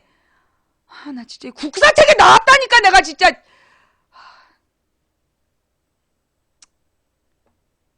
국사펼찬위원장이 그럼 종북 세력이니? 아이 미친 벌레들아? 아, 얼려버릴까 보다 진짜. 씨. 꽝꽝 얼려갖고 가루 만들어버릴까 보다. 아니 그래가지고 이제 고대 노예제, 그 다음에 중세의 농노제. 그래서 이 농노제라는 건 뭐냐면 땅과 농민이, 그러니까 그 자유롭지 못한 농민의 예속 관계가 있었던 걸 중세라고 부르죠. 그 다음에 이제 근대가 되면 이제 땅은 농업이 중심인 사회가 아니야. 근대부터는 산업이 중심이 된 사회야. 그래서 근대 산업사회라고 부르고, 근대 산업사회부터는 누가? 노동자가 되는, 자본가와 노동자의 그 구조가 만들어지는 거죠. 그 다음에 이제 현대사회로 넘어오게 되는 거야. 근데 이제 이 근대사회를 잘 연구를 해보면, 맨 처음에 근대를 만든 사람들이 누구였냐면, 여러분 그 근대로 가는 서양에서, 이게 사실 자본주의가 서양에서 나온 거야. 이 서양에서 자본주의가 만들어지는 과정이 어땠냐면, 제일 먼저 뭘 했냐? 이 르네상스 운동이 벌어져요. 그 르네상스 운동이라는 게 왜 벌어지느냐 하면, 원래 옛날에 이제 고대 로마가 만들어졌을 때, 고대 로마가 만들어져가지고, 그게 고대 로마가 만들어진 게 서력 기원 전후야. 기원전 뭐 한 23년인가 이 정도의 고대 로마가 제국으로 형성이 돼. 그래서 얘네들이 계속 성장한 게, 아니다. 땅을 다 차지한 거는 이미 그 전이구나. 그러니까 기원전 23년 이때가 이제 카이사르가 나타날 그 시점이잖아. 시저가 나타날 때 이미 이제 유럽하고, 그 다음에 이 시저가 영국을 처음으로 원정 갔던 사람이야. 그리고 이제 이 시저가 프랑스를 점령하는 과정이 그 무슨 프랑스의 코미디 영화로 만들어져 있는 거고, 그리고 하여튼 이 시저가 이 유럽을 차지한 사람이야. 그리고 원래는 이제 로마 작은 반도에서 유럽, 그러니까 프랑스하고 영국 땅까지 차지하고, 그 다음에 이제 이 스페인하고 이제 점점 지경을 넓혀갖고, 동유럽을 차지하고, 터키를 차지하고, 아프리카까지 다 차지한 게, 서력 기원, 그러니까 예수의 탄생 시점, 서기 그 즈음이 이제 그런 제국이 만들어진다고. 그랬는데, 이 지중해 상권을 놓고, 로마하고 이제 그리스가 있었다라면, 그리스가 먼저 이 지중해를 지배하고 있다가, 그리스의 영향력이 약화되는 게 기원전 5세기경이고, 그 뒤에 로마가 성장을 해서 완전히 유럽을 차지하는 게 서기 원년 그 근처에 여기 다 차지하는 거야. 그래 놓고 얘네가 490년을 가. 490년을 이 거대한 로마 제국이 그 콜로세움이나 이런 원형 경기장에 애들 불러 모아가지고 막 빵 먹이고 포도주 먹이고 벗은 여자들 왔다 갔다 하라 그러고 막 피 튀기는 막 경기를 하면서 국민을 등신으로 만들어서 500년을 가. 그런데 이제 이 500년을 가는 과정에서 결국은 어떻게 되냐? 로마의 평민들이 전투력을 상실하게 되는 거야. 로마의 평민들이 그 전투력을 상실하게 되고, 그러면서 이 원래 로마가 건국될 때는 뭐가 중요했냐? 군사력이 중요했어요. 여러분 그걸 뭐라 그래? 부자들의 자기 희생을 뭐라 그러더라?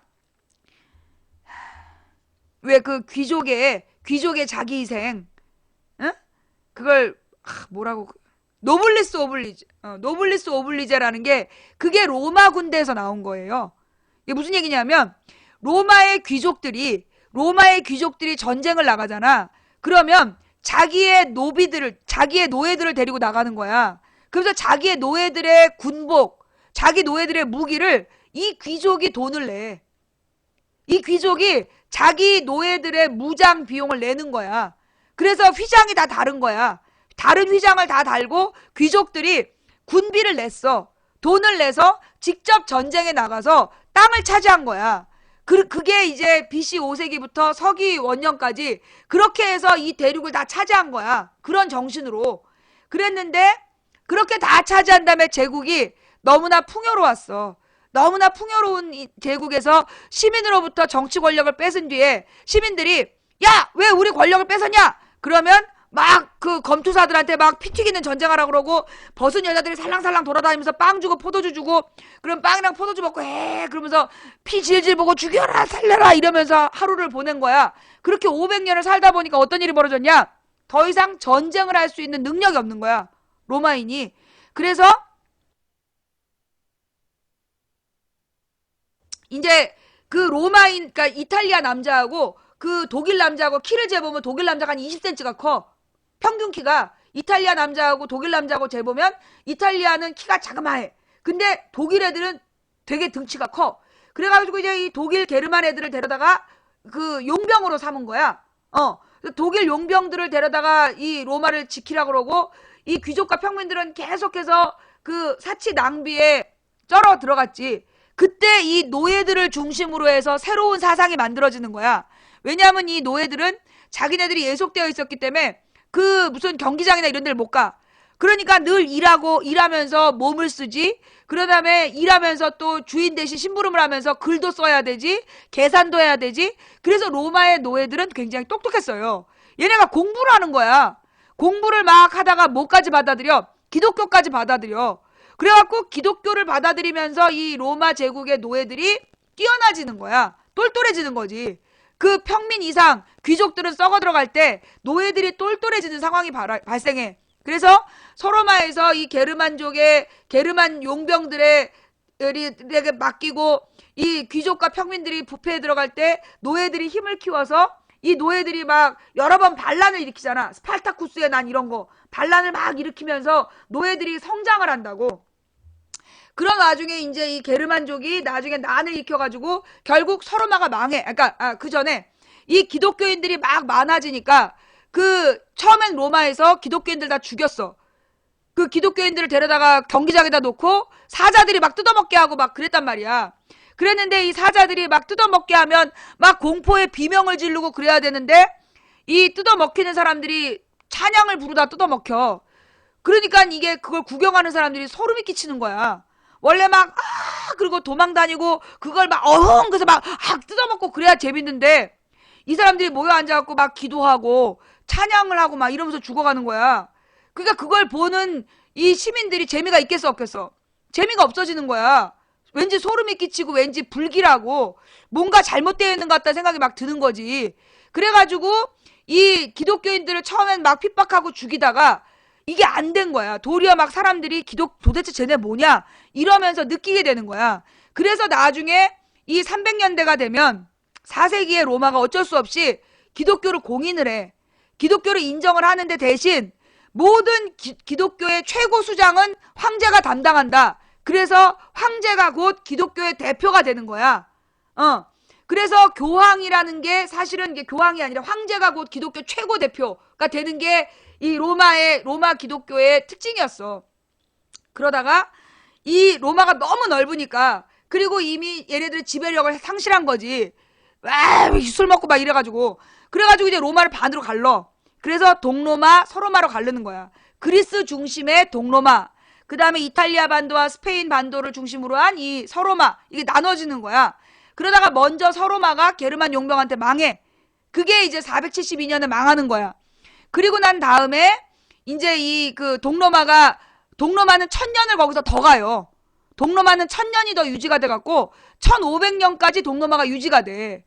그러다가 이 동로마가 이슬람의 이슬람의 압박도 받았고, 그리고 이제 무엇보다 이 그 서로마에서 무식한 교황들이 나타나서 십자군 원정을 한 다음에 이슬람 세력이 급성장을 해가지고 동로마 쪽이 굉장히 안 좋아져.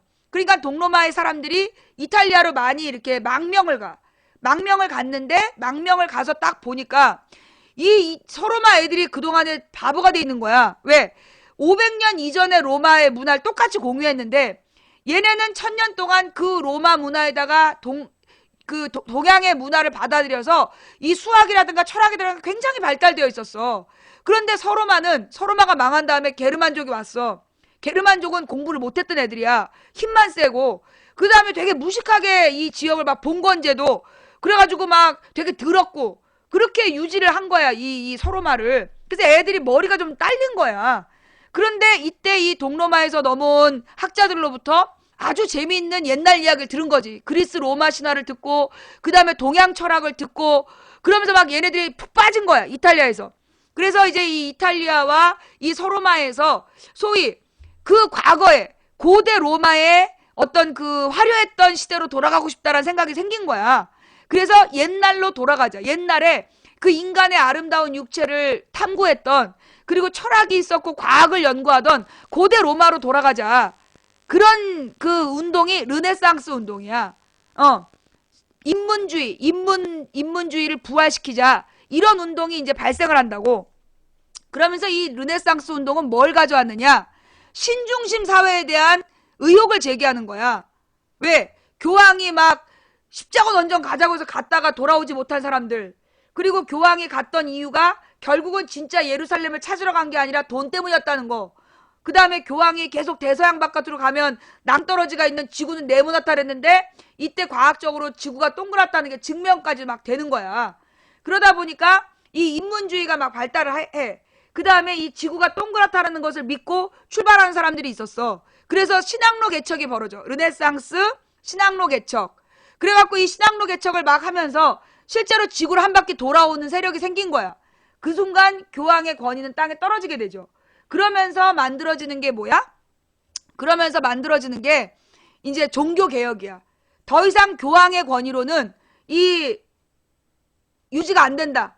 그래가지고 종교개혁, 요 세 가지가 일어나. 르네상스, 신앙로 개척, 종교개혁이 그런 틀거리에서 만들어지는 거예요. 이게 근대 사회를 만드는 중요한 세 가지 사건이야.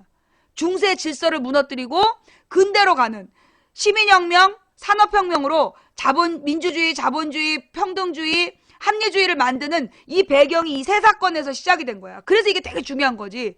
요 세 사건을 거친 다음에 근대에 민주주의, 자본주의, 평등사회, 합리주의가 만들어지고 그 내용을 근거로 해서 이제 근대사회가 만들어졌는데, 그런데 맨 처음에 이 자본주의를 만들었던 사람들이 누구냐 하면 그 종교개혁 이후에 이게 이제 종교개혁이 되면서 구교하고 신교로 나눠져.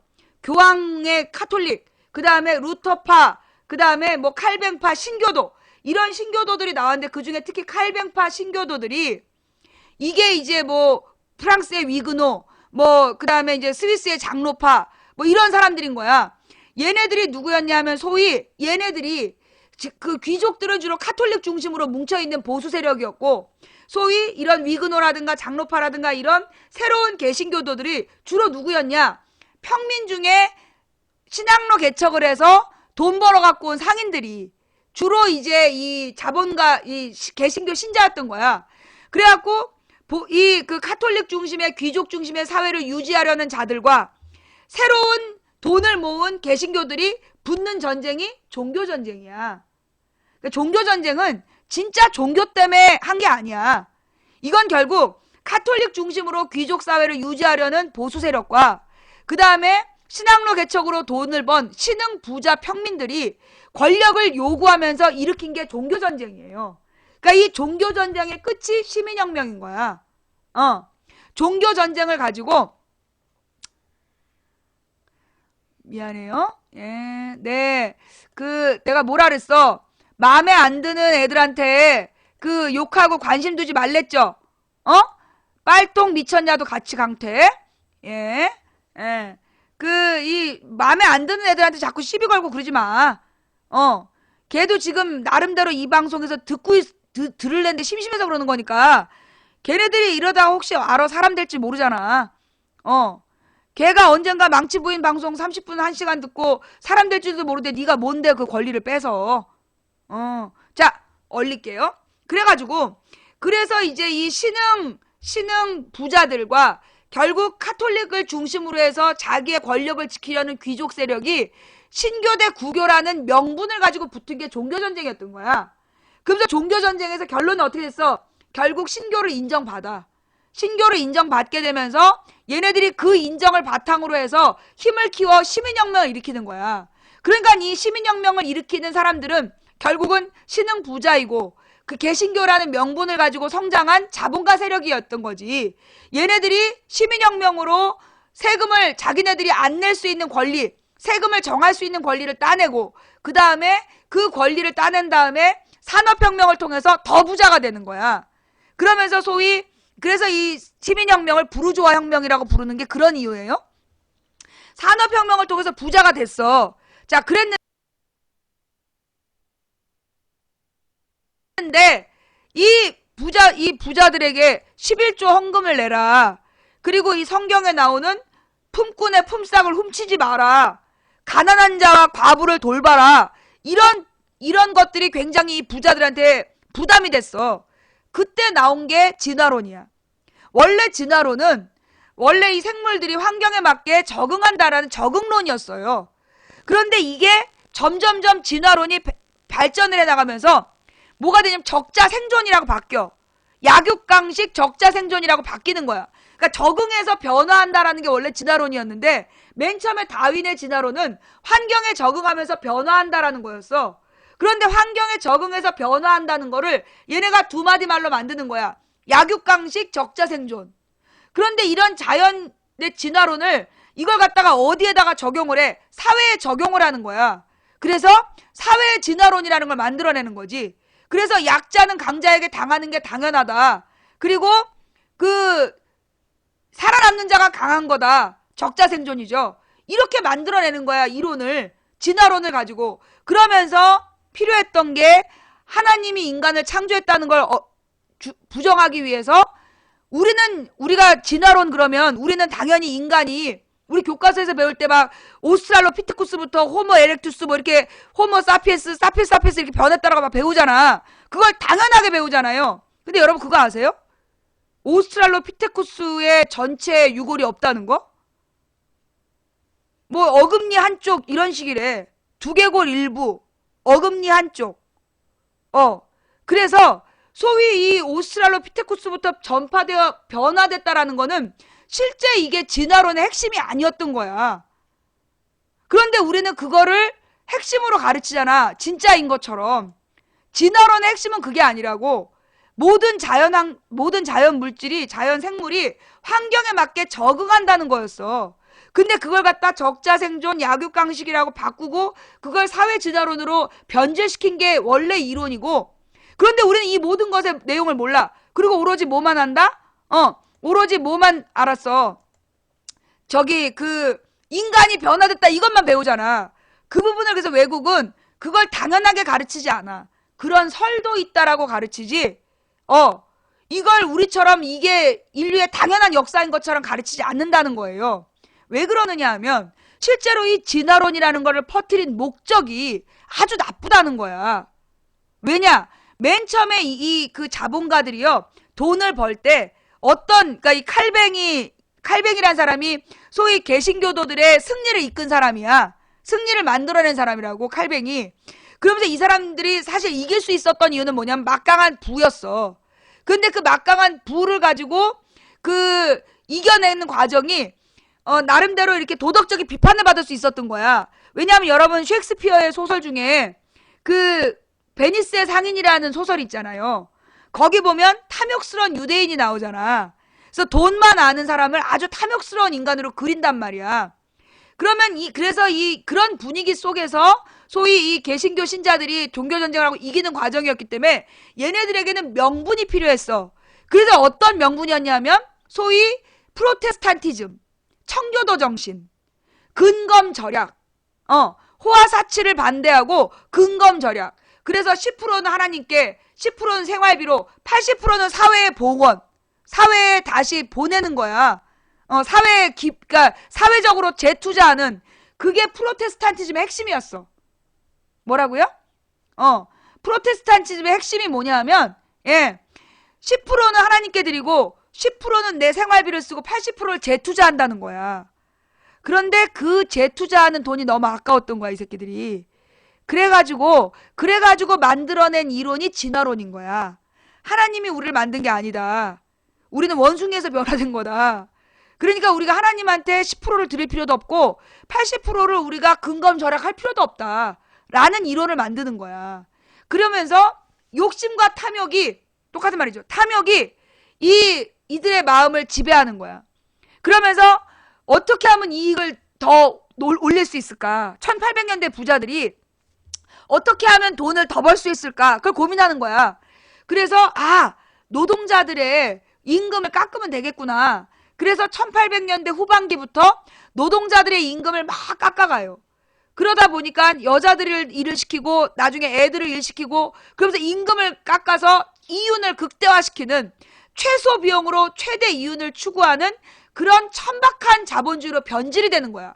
원래 하나님의 재산을 우리가 맡아서 하는 청직이니까 우리가 10%만 쓰고 나머지를 사회에 재투자해서 기부도 하고 그 다음에 일자리를 만들고 그래서 경제가 발전한 건데 이 개새끼들이 돈에 눈이 어두워갖고 월급을 아껴서 돈을 더 버는 그래서 최소한의 비용으로 최대 이윤을 남기는 그 자본주의를 뭐라 그랬어? 막스 베버라는 사회학자가 이거를 뭐라고 얘기했다? 천민 자본주의라고 얘기해요. 천민민주주의라고 어떤 무식한 새끼가 얘기를 해갖고 한때 우리를 빵 터뜨렸지만 천민자본주의라는 걸 그 당시 1800년대 후반에 막스 베버라는 사회학자가 비판을 한 거야. 왜? 1800년대 후반에 소위 마르크스가 자본론이라는 걸 써. 뭐라 그랬냐면 이대로 가면 유럽의 자본주의는 망할 거다. 왜? 노동자들에게 자꾸만 돈을 주지 않으면 이 노동자들이 나중에는 들고 일어나서 혁명을 일으킬 거고 그러면 프롤레타리아 혁명기, 프롤레타리아 독재기를 거쳐서 공산주의가 될 거다라는 경제 이론을 만드는 거야. 그게 마르크스가 1800년대 후반에 그걸 만들어요. 자본론을 써. 그게 급속하게 유럽 사회에 전파가 되니까 막스 베버가 안 되겠다. 이대로 가면 안 되겠다 싶어가지고 그 자본주의와 프로테스탄티즘이라는 책을 내면서 이 천민 자본주의를 극복해야 된다. 그러면서 노동자들에게 월급을 제대로 줘야 된다는 주장을 처음 하게 돼. 그리고 난 다음에 그 1, 2차 세계대전을 겪잖아. 그때 1차 대전과 2차 대전 사이에 소위 케인즈라는 귀족 출신의 경제학자가 나타나서 얘가 이 경제 문제, 그러니까 29년에 경제 대공황으로 온 세계 경제 혼란이 빠지잖아. 이 문제를 해결하기 위해서는 일자리를 만들어줘야 되고 임금을 줘야 된다. 임금을 제대로 줘야 경제가 살아난다. 그게 수정자본주의야. 그래서 수정자본주의의 핵심은 뭐냐 하면 이 자본주의가 최소 비용의 최대 이윤이라는 지나치게 천박한 이 욕심, 이 탐욕으로 자본주의가 위기에 처해 있으니 이 자본주의를 살릴 방법으로 뭘 해야 된다? 공공성을 강화해야 된다. 그래서 사유재산을 악착같이 모으지 못하게 하고 그래서 이 사유재산의 공공성을 강화하고 그 다음에 노동자와 기업 간의 그 계약을 공정하게 맺도록 조정하고 그리고 국가가 세금을 걷어서 부자에게 세금을 걷어서 가난한 사람들에게 복지를 확충하고 그리고 국가와 기업은 최선을 다해 일자리를 만들어라. 그게 수정자본주의의 핵심이야. 공기업에서 복지를 담당하고 부자에게 세금을 걷어서 가난한 사람들에게 그 일자리를 만드는 게 수정자본주의 핵심이라고. 그걸 미국에서 루즈벨트가 받아서 뭘 했냐면 일자리를 만들기 위해서 테네시강 개발공사라는 걸 해. 그 테네시강 개발공사라는 건 나중에 그 댐을 없앴대요. 댐이 목적이 아니었어. 이 공사를 통해 그 당시에 완전히 망한 미국 서민들에게 일자리를 준 거야. 그래서 이 테네시강 개발공사를 비롯해서 일자리를 주는 정책이 소위 전후에 이 미국을 복구할 수 있는 원동력이 된 거야. 근데 우리나라의 무식한 건설업자들이 테네시강 개발공사! 그게 중요한 거다. 뉴딜은 공사다. 건설공사가 많아져야 경제가 살아난다라는 개소리를 하면서 박정희 이후 지금까지 건설 중심의 대한민국을 만들어 온 거예요. 이게 지금의 이 경제 문제인 거죠. 그러니까 결국은 뭐냐. 좋은 일자리를 만들어주지 않으면 경제가 망한다는 게 이미 100년 전에 증명이 된 거야. 일자리를 없애면 세계대전이 일어난다라는 게 100년 전에 증명이 됐다고. 1914년 1차 세계대전이 벌어진 해야. 전쟁을 해도 일자리를 만들지 않으면 경제가 회생되지 않는다는 걸 증명한 게 2차 세계대전이야. 2차 세계대전 이후에 전 세계가 그 일자리와 복지 중심의 세계를 운영하면서 세계 자본주의가 급성장을 한 거야. 그런데 이 등신 새끼들이 결국은 그 탐욕으로 다시 일자리를 없애는, 야, 소련과 중공이 무너졌다. 소련, 중공, 동독이 무너졌으니 더 이상 사회주의를 건넬 거 없다. 그러면서 이 90년대 자본가들이 무지막지하게 노동자들의 임금을 착취하면서 20년 만에 세계 자본주의가 위기에 빠진 거야. 그게 오늘의 모습이야. 시간이 5시네.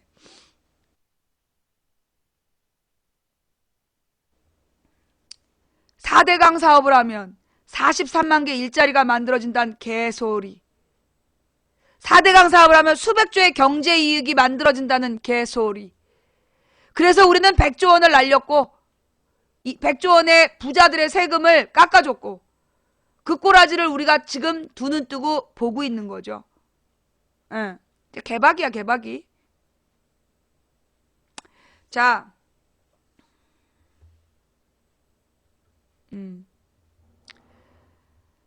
지금은요, 비정규직을 정규직으로 만들고, 아니, 한마디로 비정규직한테 정규직만큼 월급을 주면 되는 거야. 정규직의 월급은 소위 그렇잖아요. 최소 생계비. 지금 우리나라에서 한 사람의 그 애든 어른이든 한 사람이 생활하는데 한 달에 최소 100만 원 들어가요. 제가 너무 크게 잡았나요? 솔직히 100만 원 벌어서 혼자 쓰잖아. 그죠? 지금 한 사람이 생활하는데 도시에서는 100만 원이 필요해. 그러면 도시 노동자 4인 가정은 적당한 월급이 400만 원이야. 그러면 이 400만 원이 실제 소득이어야 되는 거야. 그러면 건강보험료, 국민건강을 포함하면, 그리고 세금까지 포함하면 이 사람이 한 달에 필요한 월급은 500만 원 정도가 된다는 거야. 500만 원을 받아야 4인 가족이 생활이 유지가 되는 거야. 생활할 수 있다는 거죠. 즉, 도시 노동자의 적정 임금은 월급 500만 원이라는 거야. 응? 근데 지금 우리나라의 도시 노동자 중에 500만 원 버는 사람이 10%, 15%밖에 안 될걸? 나머지 80% 이상이 500만 원 미만이야. 그래서 지금 경제가 죽어가는 거예요. 경제가 죽는 이유는 그 노동자들에게 500만 원을 안 주기 때문이야. 야! 그러면 재벌은 땅 파서 기업하냐? 500만 원 주면 뭐가 남냐? 지금 남는 돈이 160조 원이잖아. 해마다 160조 원이 남아. 그 돈을 월급으로 주면 된다고. 그러면 나라 경제가 알아서 살아난다고. 500만 원까지는 무리래도 적어도 300만 원이라도 주란 말이야. 비정규직한테 300만 원을 주면, 비정규직한테 300만 원도 안 모자라지. 비정규직한테 500만 원을 줘봐. 그러면 경제가 살아나.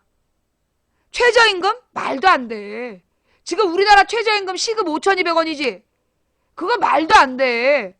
지금 5,200원 가지고 햄버거 세트도 못 사 먹어. 적어도 롯데리아에서 햄버거 세트를 먹으려면 6,000원 이상 있어야 되잖아. 6,000원, 7,000원 있어야 되잖아. 적어도 최저임금이 롯데리아의 세트 메뉴 정도는 살 수 있는 돈이 나와야 되는 거야. 제일 많은 햄버거집이 롯데리아잖아. 전국 어디나 있는. 롯데리아에서 세트 메뉴, 그거 성인이 먹을 만한 세트 메뉴 7,000원 정도 줘야 돼. 그러면 시급은 적어도 7,000원은 돼야 되는 거예요. 적어도 최소한. 그런데 지금 5,000원도 비싸다고. 지금 햄버거 하나에 5,000원이잖아. 세트하면 7,000원이고. 최저임금의 기준은 가장 서민들이 많이 가는 햄버거집에서 성인이 배불리 먹을 수 있는 세트 가격, 그게 최저임금이 돼야 돼. 그럼 적어도 7,000원은 돼야 된다고. 그리고 그 다음에 한마디로 1시간 일해서 밥 한 그릇 사 먹을 수 있어야 된다고. 지금 일반 식당에 밥 한 끼에 7,000원은 하잖아. 7,000원은 줘야 돼. 그러면 1시간 일해서 7,000원은 벌 수 있는 게 그게 최저임금이 돼야 된다고. 뭔 말인지 알겠어요? 이걸 우리 국민이 그렇다라고 믿어야 된다는 거야. 그런데 이런 얘기를 쫙 하잖아요. 반드시 댓글원들이 이따가 재방송하면 뛰어들어와서 무슨 얘기를 하느냐. 말도 하지 마라. 편의점 사장님 망한다. 알바한테 시간당 7,000원 주고 나면 편의점 사장들 망한다. 중소기업 망한다. 그런 얘기예요. 왜들 이러실까? 지금 편의점 사장님들 중에 알바 쓰는 분들이 얼마나 계시다고. 편의점 그거 계약 해지하면 위약금 물어야 되니까 어쩔 수 없이 사장님들이 직접 일하시잖아요. 어? 사장님들이 직접 일하시면서 시간당 7,000원으로 계산해서 이익을 받을 수 있도록 본사가 배려해준다면 내가 볼 때 편의점 사장님들도 찬성할걸? 비용을 시간당 7,000원씩으로 비용을 계산해서 그 비용을 빼고 본사에서 이익금 가져간다고 그러면 편의점 사장님들도 찬성할 거야. 안 그래? 꼭 이 새끼들은요. 최저임금 문제가 나오면 중소기업의 공장이 어렵다는 둥. 아니 중소기업의 공장은 왜 어려운데 대기업에서 중소기업에게 제값을 주면 안 어려워. 대기업에서 제값을 안 주는 거 아니야. 애들 월급 줘야 되니까 저기 과장님 부장님 저기 납품값 좀 올려주세요. 그러면 아이고 김 사장님 저 시간도 지났는데 밥이나 한 끼 드시러 가시죠. 그러면서 한우 처먹어. 한우 처먹고 그 다음에 아유 우리 저기 2차 간단하게 맥주 한잔 하자 그러면서 룸사롱 가고 그 다음에 룸사롱 다 끝난 다음에 아이고 김 사장님 오늘 뭐 고생하셨어요 뭐 이러면서 2차 요구하잖아. 스트레스를 풀어야 되는데 막 이러면서. 그래서 김 사장님한테 2차 요구까지 다 받아먹어. 다음날 들어오라 그래. 우리 얘기 좀 하자고. 그리고 들어가면 뭐라고 얘기해요? 사장님 어제 얘기 잘 들었습니다. 새로 입찰하실래요? 이대로 납품하실래요? 그러면 김 사장님은 어젯밤 수백만 원 뜯기고 오늘 옛날 납품가로 재계약하고 나와. 그러니까 이 중소기업에서 돈을 못 주는 거야. 중소기업이 힘든 게 시급이 높아서가 아니라 대기업에서 개지랄하고 뺏어먹어서 월급을 못 주는 거야. 어? 난 진짜 이 얘기를 맨날 해야 된다고 봐. 근데 그냥 내가 이런 얘기를 맨날 하고 싶은데 그냥 워낙 사고들을 치니까 국정원장이 그냥 불법 선거운동하고 자빠지고 그런 국정원장을 잡아가지고 무죄를 대법원에서 그러니까 법원에서 무죄를 주고 자빠져 있고 진실을 밝혀야 되는 기자들한테 막 유죄 때리려고 지랄하고. 그러니까 내가 진짜 이런 얘기를 못해. 유가 하락 요것만 하자. 여러분 기름값이 4년 만에 최저로 내려갔대요. 국제유가가. 자 그러면 우리도 4년 만에 우리 기름값 최저로 내려가야 되지 않겠어요? 에? 국제유가가 4년 만에 최저로 떨어졌대. 그러면 그에 맞게 우리 동네 기름값도 4년 만에 최저로 떨어져야 될 거 아니야. 4년 전에 기름값하고 지금하고 국제유가 비교해봐봐. 그럼 몇십 프로 떨어졌잖아. 어? 그래 9%인가 10%인가 떨어졌어. 그러면 4년 전보다 그만큼 25%가 하락했어요? 25%가 하락했으면 4년 전보다 우리 25%는 기름값이 하락해야 정상 아니야? 어? 그러면 4년 전에 한 1,800원 정도 했죠? 1,800원에서 비싼데 한 2,000원 정도 하고 그러면 25%면 얼마냐? 2,000원이었다라면 25% 10%가 2,000원 20%가 4,000원 25%면 5,000원 깎아야 되는 거네? 1,500원대로 깎아야 되고 그 당시에 1,800원대였다라면 그 25%면 지금 한 1,400원대로 깎아야 되네. 1,300~400원대로. 그죠? 국제유가는 폭락을 했는데 우리 동네 주유소 값은 폭락을 안 해. 왜 그럴까요? 세금을 안 깎아서 그래. 세금을. 정부에서 기름값은 떨어져도 세금을 안 깎아서 우리는 저렇게 비싼 기름값을 내는 거야. 국제적으로 기름 원가가 떨어졌는데 우리나라는 기름에다 내던 세금을 박근혜가 악착같이 걷기 때문에 저렇게 비싼 기름값을 내는 거야. 할 말이 너무 많은데 진짜. 마지막으로 한 가지만 빨리 급하게 얘기하고 끝낼게요.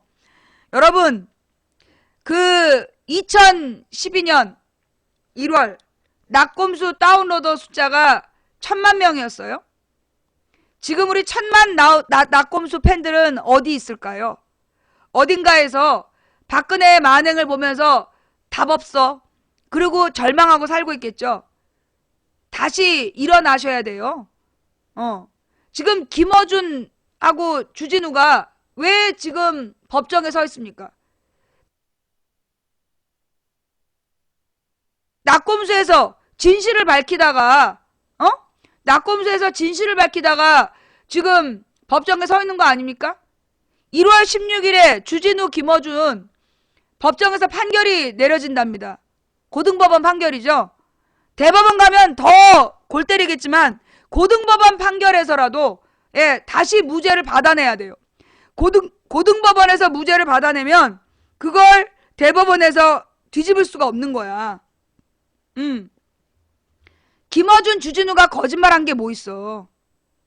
뭐 독일 탄광에 뭐 저기 독일 대통령이 안 왔는데 왔다고 그랬다. 독일에서 독일 대통령을 못 만났다. 그게 허위 사실이다? 씨발 지랄하네. 그러면 그래서 이 주진우가 3년형 살아야 되면 원세훈이는 김무성이는 2만 년 3만 년 살아야지. 노무현이 NLL 팔았다고 거짓말하면서 문재인더러 책임지라고 그랬던 김무성, 권영세, 박근혜는 3만 년씩 살아야지. 나는 그래서요. 그 낙검수 팬들이 이 주진우 김어준 판결을 앞두고 나는 언론의 자유 보장과 사법권의 중립을 요구하는 전국 길거리 문화제를 했으면 좋겠어. 뭐 내가 얘기한다고 들을 건 아니겠지만 이 낙검수 팬들 전국에 얼마나 제주꾼들이 많아? 전국에서 동시다발로 1월 달에 이 김어준 주진우 재판 전에 언론의 자유 보장과 사법권의 중립을 요구하는 길거리 문화제. 길거리 문화제는 집회가 아니죠. 길거리 문화제를 전국 경양각지에서 한 1,000만 명이 만들어야 된다고 봐. 그래서 국민들과 더불어 어떤 나라가 민주주의 국가가 되려면 두 가지가 필요하다. 하나는 언론의 자유, 또 하나는 사법권의 독립. 그런데 지금 사법부가 박근혜 눈치를 보면서 올바르지 않은 판결을 내리고 있다. 이 문제를 국민들에게 알려가야 된다. 뭘로? 노래로, 춤으로, 또는 판토마임으로, 그림으로. 그런 거 했으면 좋겠는데 뭐 그냥 지나가는 생각이었고, 그래서 뭐 못 들은 척 해도 어쩔 수 없는 거고, 뭐 낙검수 팬들이 못하겠으면 그 뭐 전국의 언론 노조 지부에서라도 한번 준비 좀 해봐.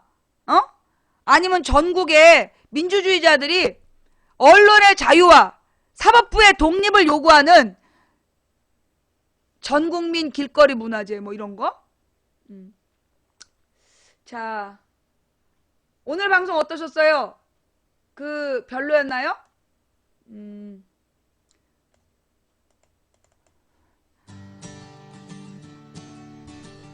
이제 이번 주 방송을 끝으로 11월 방송을 마무리합니다. 다음 주에 11월 1일 방송하고 1, 2, 3, 4 방송하면 미국 갑니다. 떨립니다. 할 말은 많은데 시간은 짧고 3시간 방송했는데 아직도 할 말이 절반은 남아있고, 오늘 방송 보면서 이제까지 생각하지 못했던 부분을 새로 생각하신 게 있다, 그런 분 계십니까? 후원해주신 모든 분들께 감사드립니다. 돋보기로님, 이초코파이님, CKS님, 전주 좋은 친구님, 당신이 희망님, 동초님 감사합니다. 파워블러님, 기차 타고 유럽님, 무는 마음이다님, 친절한 택시님 감사합니다. 미국에 왜 가냐고요? 미국과 캐나다의 망치부인 시청자들이 망치부인을 초청했어요. 영진아님, 안드레이님, 노랑님, 크런치님, 표범나비님 감사합니다. 그래서 망치부인에게 비행기표와 호텔비를 대주면서 와서 길거리 생방송 하자, 또 이렇게 강연하자 해달라. 그래서 미국, 캐나다 6개 도시 순회 강연하러 갑니다. 5일부터 18일까지는 그래서 낮 2시 방송을 못해요. 길거리 수다방은 새벽 1시쯤 하게 되고요. 그 다음에 저녁 강연이 뭐 한 12시 정도에, 한국 시간 낮 12시 정도에 시작을 하더라고요. 제가 다음 주에 좀 더 자세히 시간대는 알려드릴게요. 예. 뭐 건강이 많이 걱정이 됐는데 감기 다 나았어요. 여러분이 보내주신 각종 모약을 폭풍처럼 흡입했더니 감기가 싹 나았어요. 쌈디유끼님, 푸영사랑님, 겨자씨님, 빼더21님, 상훈라제님, 빵굽는 곰돌이님, 25757님, 또 감사합니다. 예. 잊지말자님 감사합니다. 예.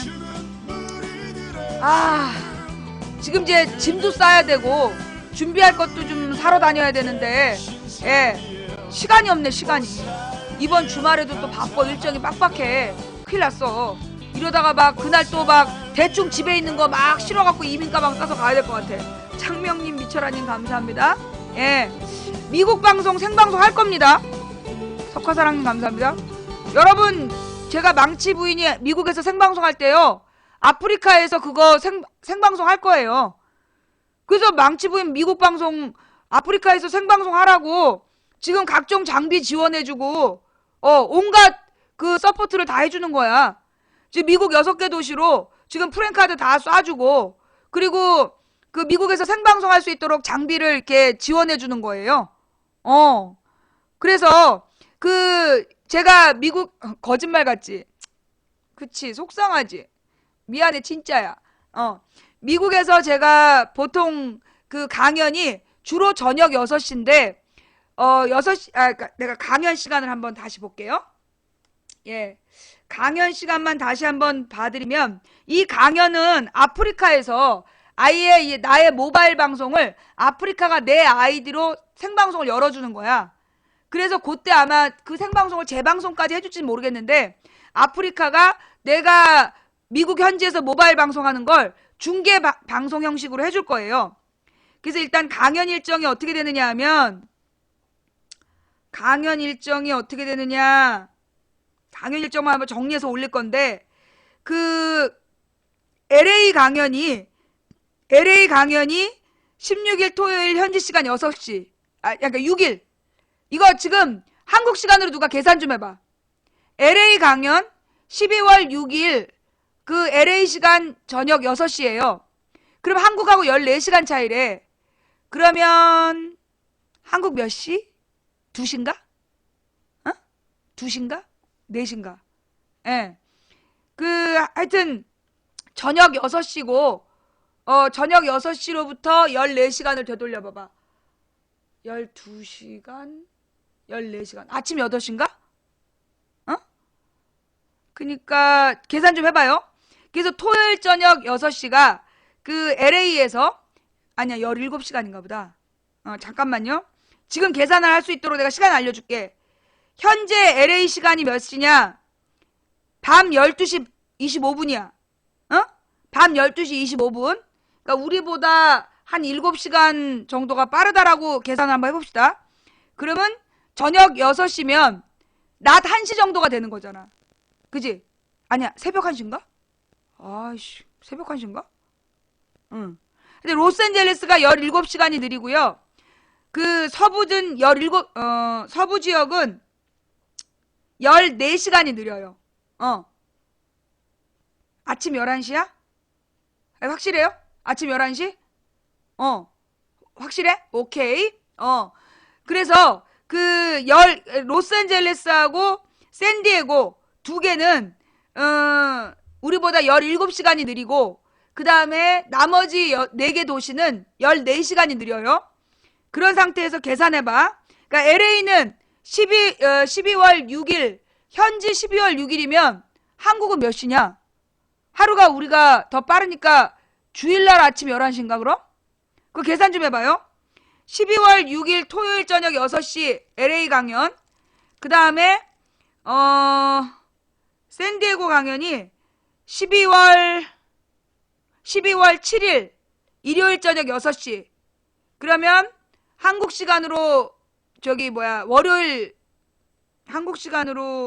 월요일 오전 11시 정도 되겠네요.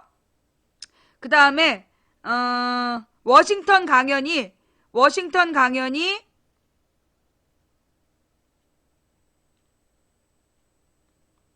수요일 12월 10일 수요일 저녁 7시 반부터야. 수요일 저녁 7시 반. 그러니까 워싱턴은 우리보다 14시간이 느려요. 그러면 계산해봐봐. 워싱턴 중요하다.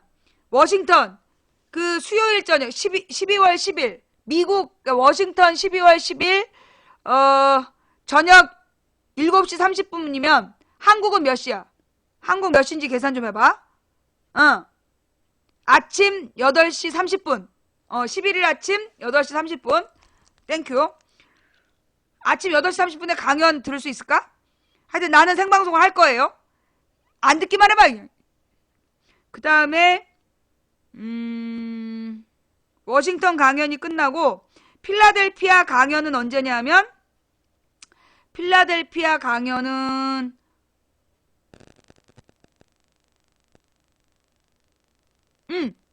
필라델피아는 이게 며칠이냐? 금요일. 12월 12일 금요일 저녁 8시부터 강연. 12월 12일 금요일 저녁 거기 필라델피아 시간으로 8시야. 그러면 한국은 몇 시? 9시? 9시 30분? 그 다음에 뉴욕이 13일 토요일 저녁 7시부터야. 근데 6시 반부터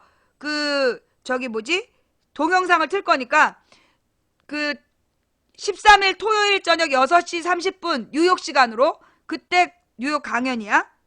그 다음에 토론토 강연이 여기는 좀 문제다.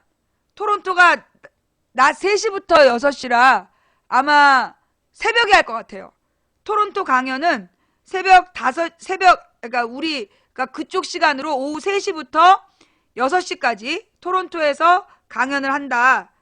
이게 끝이에요. 강연 일정 6개. 그리고 백악관 앞 길거리 수다방이 11일 오전 11시부터 12시. 한국 시간으로 12일 새벽 1시래. 그 다음에 뉴욕 맨하탄 수다방이 13일 토요일 새벽 13일 토요일 낮 3시부터 맨하탄 수다방이야. 잘 모르겠지. 몰라 나도. 내가 하여튼 요거 강연 날짜하고 시간을 올릴 테니까 한국 시간으로 누가 계산 좀 해줘봐. 계산 좀 해줘봐.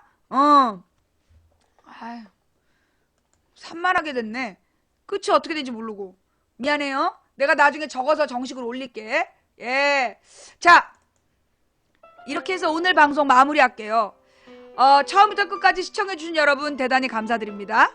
네. 다음주 월요일부터 목요일까지는 제가 생방을 하고 5일날은 가는 장면 모바일 방송 할게요.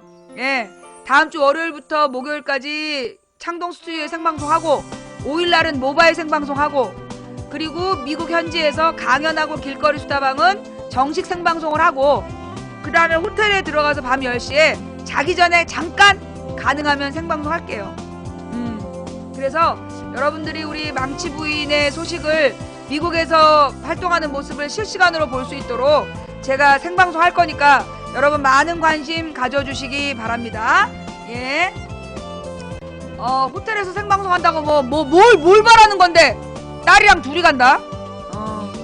근데 호텔 생방송 오래 못해요. 왜냐면 다음날 아침에 6시, 5시부터 움직여야 되기 때문에 그렇게 방송을 길게 못해. 잠깐 이렇게 오늘 어땠어? 이런 거 물어보는 정도?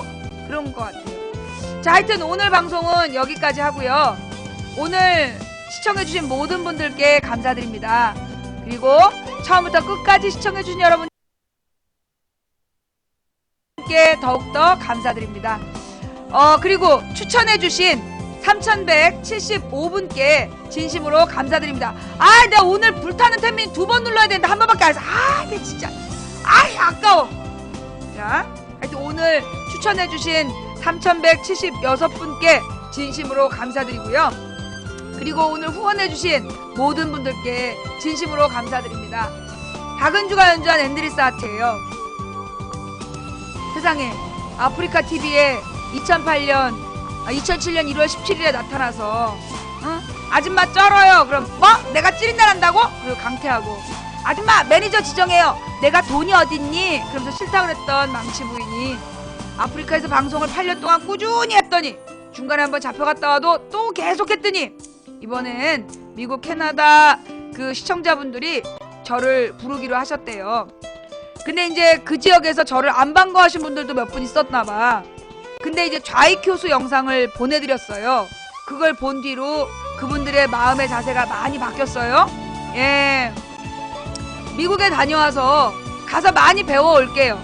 미국에 가서 비판적으로 볼 건 비판적으로 보고 배울 건 배우고, 그래서 제가 돌아와서 보다 더 깊이 있는 방송 할 수 있도록 노력할게요. 미국의 언론의 자유도 한번 경험하고 올 거고요. 예, 여러분의 망치 부인 백악관 앞에서 또 뉴욕 맨하탄에서 길거리 수다방 하면서 우리 민족의 저력을 보여주고 오겠습니다.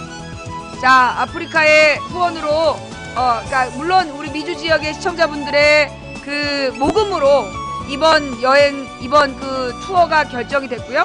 아프리카에서도 지원을 해주고 있습니다. 네, 여러분들의 시청이 저에겐 그 어떤 것보다도 큰 응원이고 지원이겠죠? 예, 여러분 다음 주 이후에도 계속해서 시청해 주시고요. 자, 지금까지 망치 부인이었습니다. 매니저님들 고생하셨고요.